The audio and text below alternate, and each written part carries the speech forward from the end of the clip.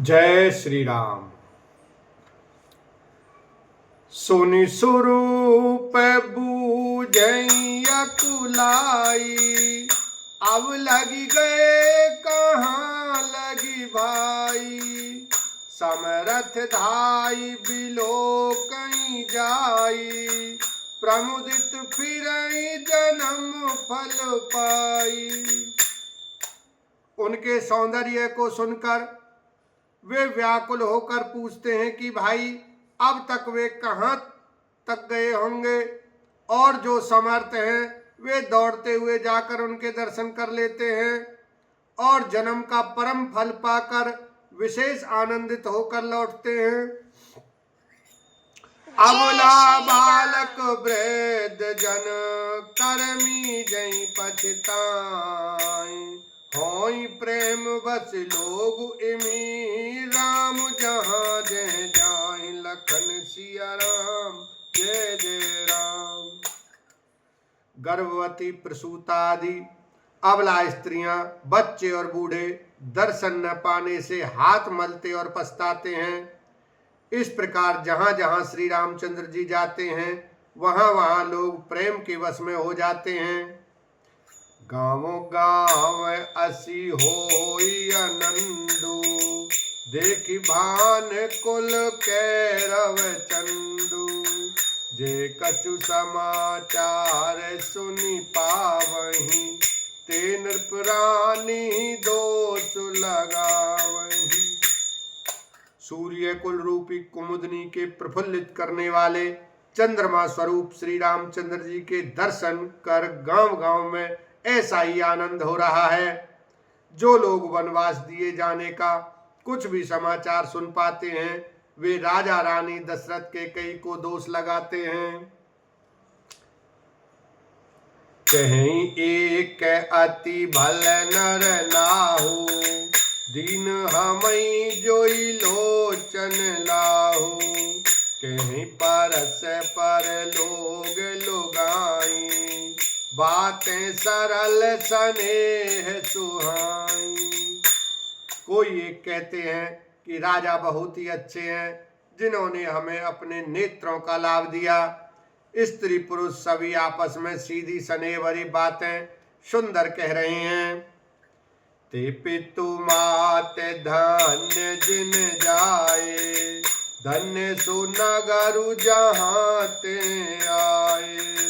धन्य सुदेश शैल बन गाँव, जह जह जाई धन्य सोई ठाऊं।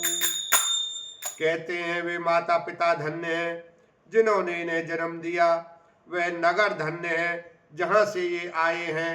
वह देश पर्वत वन और गांव धन्य है और वही स्थान धन्य है जहाँ जहाँ ये जाते हैं।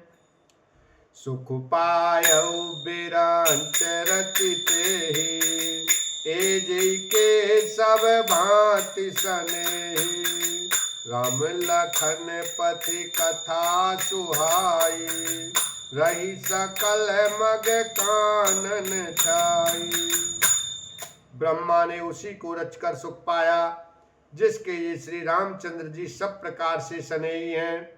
पथिक रूप श्री राम लक्ष्मण की सुंदर कथा सारे रास्ते और जंगल में छा गई है।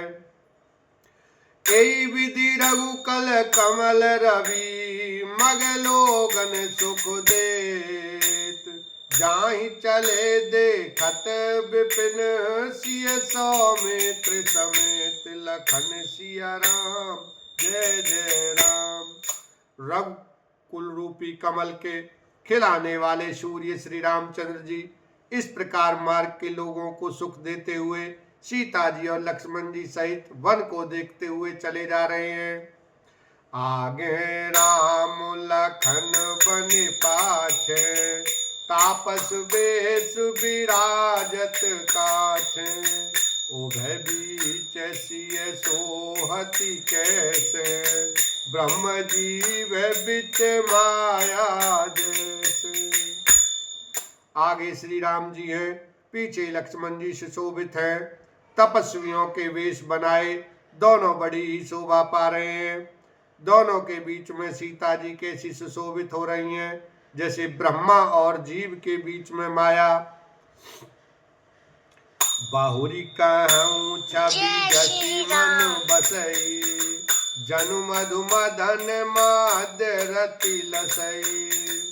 उपमा बाहुरी कहूँ जिय जोही, जनु बुध विधु विचरोहनि सोही। फिर जैसी छवि मेरे मन में बसी रही है उसको कहता हूँ, मानो वसंत ऋतु और कामदेव के बीच में रति कामदेव की स्त्री शोभित हो। फिर अपने हृदय में खोज कर उपमा कहता हूँ कि मानो बुध चंद्रमा के पुत्र और चंद्रमा के बीच में रोहिणी चंद्रमा की स्त्री सो रही हो। प्रभु पद रेख बीच बीच सीता, धरती चरण मग चलती सभीता। सिय राम पद अंक बराए, लखन चलई मगुदाहिन लाए। प्रभु श्री रामचंद्र जी के जमीन पर अंकित होने वाले दोनों चरण चिन्हों के बीच बीच में पैर रखती हुई सीता जी कहीं भगवान के चरण चिन्हों पर पैर न टिक जाए इस बात से डरती हुई मार्ग में चल रही हैं। और लक्ष्मण जी मर्यादा की रक्षा के लिए सीता जी और श्री रामचंद्र जी दोनों के चरण चिन्हों को बचाते हुए उन्हें दाहिने रखकर रास्ता चल रहे हैं। राम लखन सिय प्रीति सुहाई, बचन अगोचर किम कही जाए। खग मृग मगन देख छवि होई, लिए चोर चित राम बटोही। श्री राम जी लक्ष्मण जी और सीता जी की सुंदर प्रीति वाणी का विषय नहीं है, अर्थात अनिर्वचनीय है, अतः वह कैसे कही जा सकती है। पक्षी और पशु भी उस छवि को देखकर प्रेमानंद में मग्न हो जाते हैं। पथिक रूप श्री रामचंद्र जी ने उनके भी चित्त चुरा लिए हैं। जिन जिन देखे पथिक प्रिय, सिय समेत दो भाई।